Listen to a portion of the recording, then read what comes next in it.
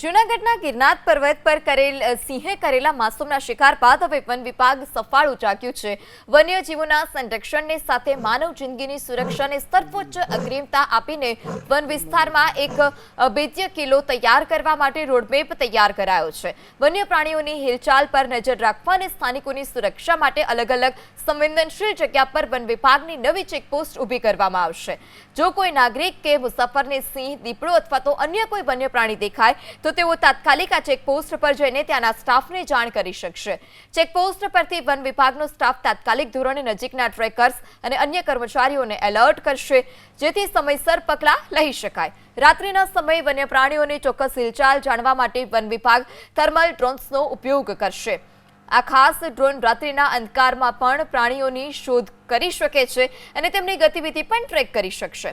Drone દ્વારા મળતા સંકેતો સીધા જ નજીકમાં ફરજ બજાવતા ટ્રેકર્સ અને ફોરેસ્ટ સ્ટાફને મોકલવામાં આવશે, જેનાથી વન્યજીવોને માનવ વસવાટ કે ઘટના સ્થળેથી સુરક્ષિત રીતે દૂર જંગલ તરફ તારવી શકાય। વન્યજીવોના આધુનિક ટ્રેકિંગ માટે એઆઈ આધારિત મોનિટરિંગ સિસ્ટમ પણ ચાલુ કરાશે। આ અંતર્ગત જુદા જુદા વિસ્તારોમાં સ્માર્ટ સીસીટીવી કેમેરા પણ લગાવવામાં આવશે। अगर कोઈને સિંહ અથવા બીજો વન્ય પ્રાણી દીપડો દેખાય તો તાત્કાલિક અસરથી ચેકપોસ્ટ પર જઈને સ્ટાફને ઇન્ફોર્મ કરી શકે છે અને ત્યાંથી સ્ટાફ જે છે એ લાગુ પડતા ટ્રેકર્સ અને સ્ટાફને પણ જાણ કરી શકે છે।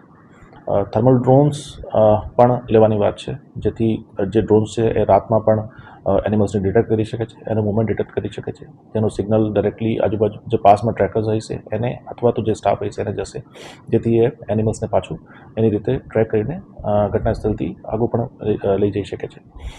એઆઈ બેઝડ ટ્રેકિંગ સિસ્ટમ પણ કામ કરવાની વાત છે, જેમાં સીસીટીવી કેમેરાઝ અલગ અલગ જગ્યાએ લગાવવાના છીએ, જેથી એ સીસીટીવી કેમેરા જે છે એ એનિમલ્સને પિક્ચર પાડી શકે, ફોટો પાડી શકે અને એ ફોટોને સ્ટાફને અથવા તો સિગ્નલના રૂપમાં જે ગામડાના લોકો છે અથવા તો આજુબાજુના લોકો છે એને પણ એ સિગ્નલ જઈ શકે છે, જેથી એને ખબર પડે કે આજુબાજુમાં કોઈ વન્ય પ્રાણી છે, એટલે સાવચેતીના પગલાં લઈ શકાય।